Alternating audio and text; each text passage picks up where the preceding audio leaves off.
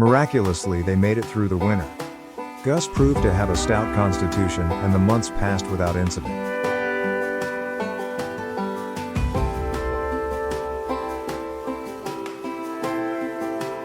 Dr. Gibson ended up staying the better part of 3 weeks, which allowed Matthew the opportunity to make a supply run to Miles City.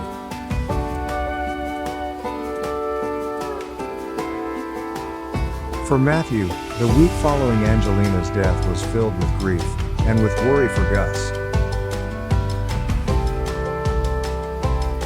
To be sure, if it had not been for Dr. Gibson being with him when he returned to find Angelina gone, and the baby alive, Gus would not have made it.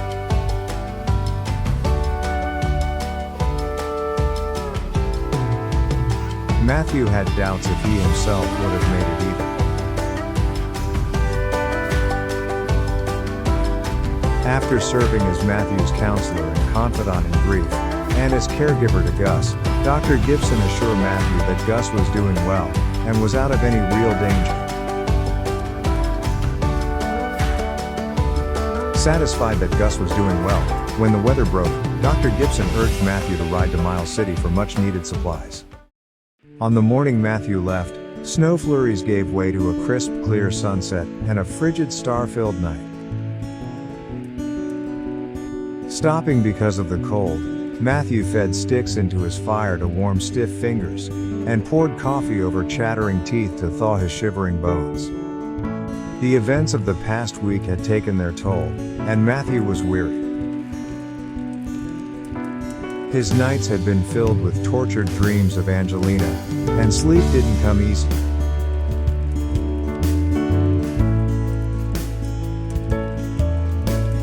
Matthew finished the last of his coffee and added more fuel to the fire. Stretching out on his bedroll, he thought of the supplies he'd pick up the next day, and eventually drifted into a restless sleep.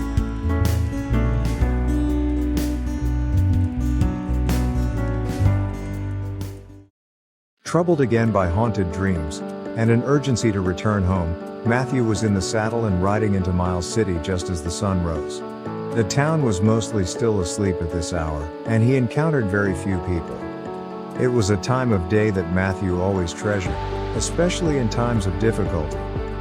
Mornings gave Matthew hope. His first order of business was to secure a pack horse to carry the load of supplies he came for, so he headed to Ringer and Johnson's livery stable to do just that.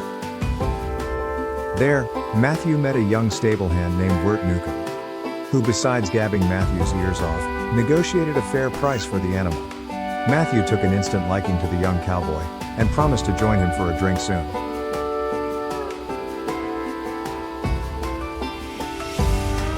With the newly acquired pack horse in tow, Matthew headed to the general store, hopeful they would open early. He was anxious to conclude his business in town, and start back to the ranch as soon as possible. The shopkeeper had just turned the open sign around in the door window, so Matthew tied the horses off and headed inside. Returning the shopkeeper's good morning greeting with a nod, Matthew pulled his supply list from a jacket pocket and offered it to the proprietor. I've got some other business in town, and wondered if you might fill this order if I come back to pick it up. Glancing through the list, the proprietor nodded as he listened to Matthew. Let's see here. Coffee, sugar, etc. The shopkeep raised an eyebrow as he continued reading Matthew's order. Long tube feeding bottles and infant formula. He looked up at Matthew. New young one in the family, sir? Still apprehensive about being away from Gus, Matthew answered curtly, doing his best not to be rude. A son. Gus is his name? He replied. Can you fill the order or not? Sensing Matthew's distracted and anxious manner, the storekeeper assured him the order would be ready upon Matthew's return. Thanking the man, Matthew headed out the door and on to his next order of business. Matthew had gotten his work ethic from his father, but from his mother he learned and felt a deep sense of faith and closeness to God. Angelina's body was still in the barn, waiting for the frozen earth to thaw enough for Matthew to dig her a grave and lay her to rest. But he'd yet to say words over her, though he had sat with her at times this past week and prayed for strength to carry on without her. Today, though, it was important to him to stop in the church, light a prayer candle, and honor Angelina.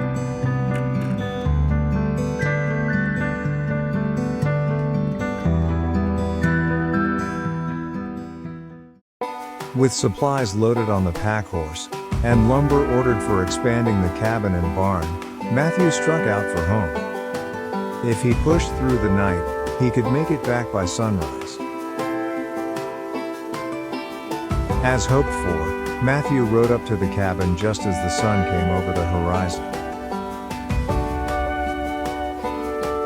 He was greeted with the reassuring smell of wood smoke coming from the chimney, so he headed for the barn to stable the horses and unload his packs. Working quickly, he unloaded the pack horse and stripped the saddle off of the Appaloosa. Securing both horses in stalls, Matthew headed to the cabin, lightly brushing a hand over Angelina's cap.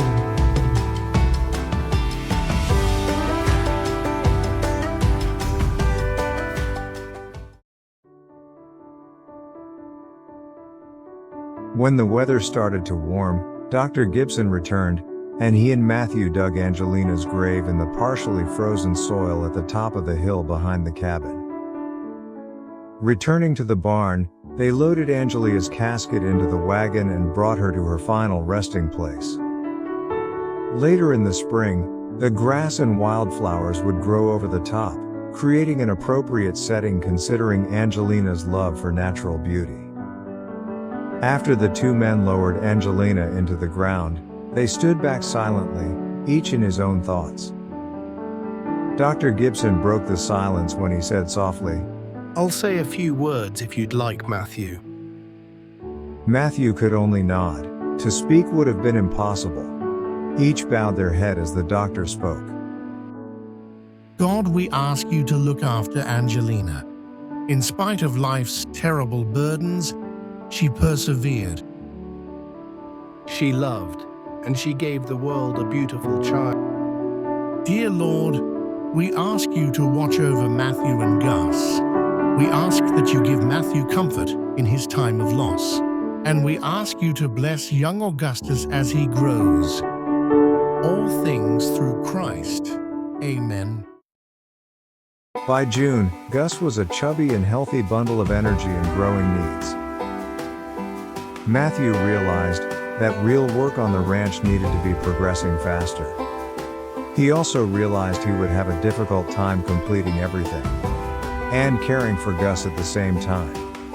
He needed to finish the corral for the horses his father would be delivering, and he needed to make time for cutting and splitting logs nearly every day. Running out of seasoned wood during a Montana winter was not something he was willing to do. Chores that were once done by Angelina now fell on him. Matthew needed help and he knew it. They arrived in Miles City on a beautiful Friday morning in June. The trip had been easy, and the weather beautiful. The sky was a deep, wide-open blue. Puffed with billowy white clouds, it produced a vision only seen in Montana. Matthew and Gus arrived at Dr. Gibson's home, which doubled as his office, and the two men enjoyed a warm greeting. Please come in, Matthew. It is so good to see you. And you, young man. The doctor waved a finger at Gus and smiled. Thank you, Doc. I'm only staying for the day. I have too much piling up at my place, and I hesitated taking even this long away. Dr. Gibson led the way to his kitchen, and Matthew followed, shifting Gus in his arms. The doctor took Gus from Matthew, and made silly faces at the boy as he spoke. I can imagine your time is somewhat occupied, Matthew. Matthew nodded. That's phrasing it mildly, Doc. That's one of the reasons I came into town. I'm hoping to put the word out that I'm looking for a hand at the ranch. Dr. Gibson smiled. What an excellent idea, Matthew. Well, the thing is, Doc, I can't pay very much. I'm hoping I can get one of the school kids willing to work the summer for room, feed, and assorted expenses. Handing Gus back to Matthew, the doctor mulled that over as he poured 2 glasses of whiskey. Offering one to Matthew, he sat down at the table with the other. My sister has a boy who might offer just what you're looking for. Lord knows he could use some guidance. Good lad, but tends to get into mischief. Nothing serious, mind you, but you know what they say about idle time. Do you think I could trust him to look after Gus some too? Asked Matthew. Dr. Gibson nodded as he sipped his drink. Without question. He has 3 younger siblings, and he treats them all with genuine affection and care. The possibility of being able to find somebody so easily made Matthew excited at the thought of the work he would be able to get done. Is there a chance I could speak with him while I'm here? I'll tell you what. Responded Dr. Gibson. You relax, enjoy that drink, and maybe another, spend the night, and tomorrow morning first thing we'll pay him a visit. Matthew acquiesced, and the 2 men spent the evening trading stories and the opportunity to hold and amuse Gus. True to his word, Dr. Gibson's nephew Warren arrived at the ranch the following week. He was riding the mule that Matthew had purchased in Miles City. Matthew had arranged for Warren to take delivery of the animal when he was ready to travel to the ranch, and the boy had lived up to his first task. Gus took to Warren immediately. Warren's gentle demeanor and silly faces won the boy over in short order, and Matthew was pleased to see that it was so. They spent the first week together, addressing the needs of the stable. Matthew had Warren rearrange and organize the stable, in preparation for the expansion to take place when the lumber arrived. While the small stable had served its purpose their first year on the homestead, a full-size barn would be required to grow the ranch. When the lumber did finally arrive, they began work on the barn, expanding the stall area, and adding a large portion where Matthew was planning to keep pigs. Warren was also put on firewood duty for 2 hours each morning. At that pace, Matthew felt they would be able to accumulate enough to burn through the following winter. Matthew and Warren took turns looking after Gus throughout the day. It was relatively easy at first, but Matthew knew that when Gus started walking, it would become increasingly difficult. Despite the time needed to care for Gus, Matthew, Warren, and Dr. Gibson, when he visited, were somehow able to get the barn renovations well started, and a large corral built before summer's end. Just in time for his father's arrival with the herd of horses. His father, John, had promised Matthew that he would personally bring the herd north.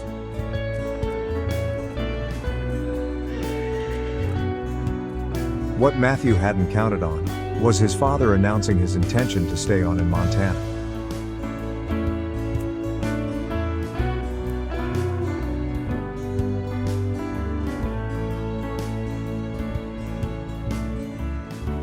Matthew was overjoyed.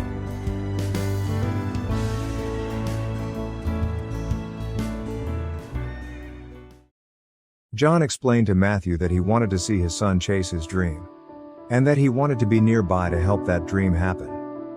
Matthew's mother had died from pneumonia when he was 16, and the loss still affected both father and son some 6 years later.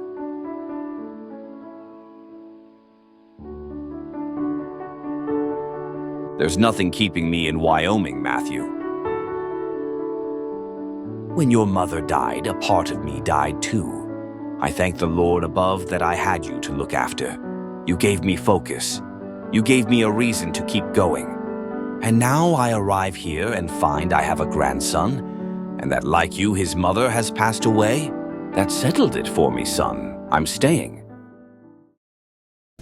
After hearing that 3 of John's hands didn't want to make a return trip this late in the fall, Matthew and John talked over their next steps.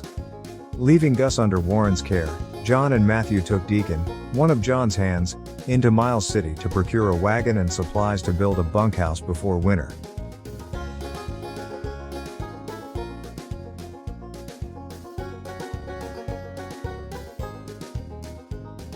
Grady was sent out hunting. The extra mouths to feed required someone be assigned to the task full-time.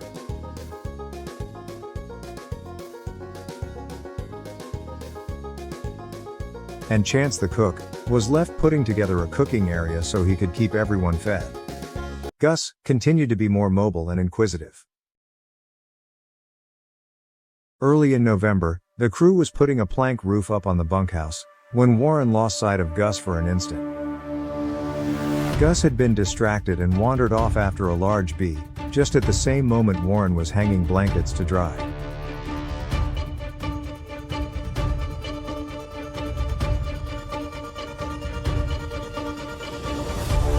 Panic rose in Warren's chest when he noticed Gus missing. He called out for the boy. Shouting up to the men working on the bunkhouse, he said, "Can you guys see Gus from up there?" Startled, one of the men flinched and kicked loose a plank that hadn't been nailed down. It slid sideways, towards the edge of the roof, and tumbled off. The bee had brought Gus tottering around the corner of the bunkhouse, at precisely the same moment that the plank fell from above. It landed with a reverberating crash, and Gus screamed out. Warren heard the boy's terrified yell, and ran to the back of the bunkhouse expecting tragedy. But Gus was unharmed. The plank had missed. The boy was standing there crying, with the board on the ground near his feet. Warren picked Gus up, apologizing. "I'm sorry, Gus. I should have been watching closer. I promise I won't let anything like that happen again." From that moment on, Warren did his best to keep his word to Gus. Warren made himself self-appointed caretaker of the boy, and the two were seldom seen apart. Matthew was grateful for the bond between Warren and Gus, and he was grateful for the extra time for work. And he took advantage of it. They had their first snowfall of the season, shortly after the bunkhouse was completed. There was a fire going in the large fireplace, and the men sat around exchanging stories, playing cards, and sipping coffee or whiskey. Gus spent the evening running between Matthew and Warren, arms outstretched, using his favorite phrase, "Hold you, hold." As the evening wore on and the men began to tire, Matthew and his father returned to the cabin, with John carrying his sleepy grandson. John stirred the fire as Matthew put Gus to bed and tucked him in.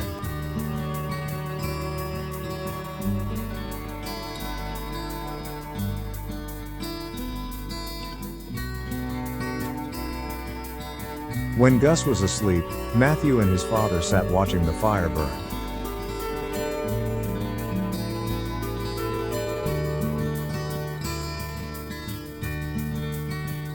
Pop, I wonder if I might get your thoughts on something.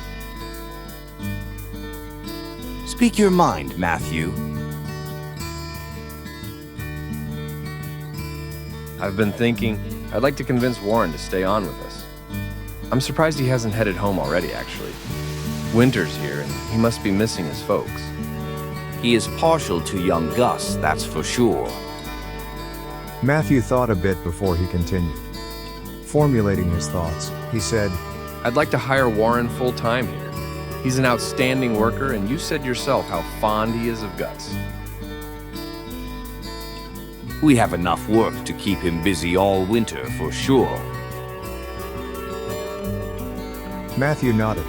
I'm sure we can keep him busy enough just caring for Gus. The problem is, we can't afford to pay him very much until the ranch gets going. In the spring, my plan is to take most of what's left in my savings, and together with what we make from the ponies you brought, have a herd of cattle driven in. This past winter devastated the cattle industry here. I expect we could pay him when the beef go to auction, provided we get them here safely. But right now, cash is limited. John got up to pour a nightcap for himself and Matthew, and returned with 2 small glasses.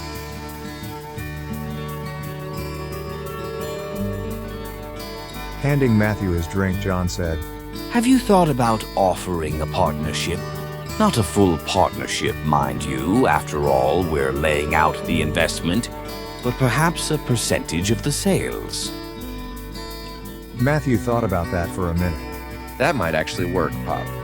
He finished school this past year, and as far as I know, has repeatedly said he didn't want to go to work at his father's bookkeeping office. Finishing the last of his drink, John suggested, This might just be a good thing for Warren too then.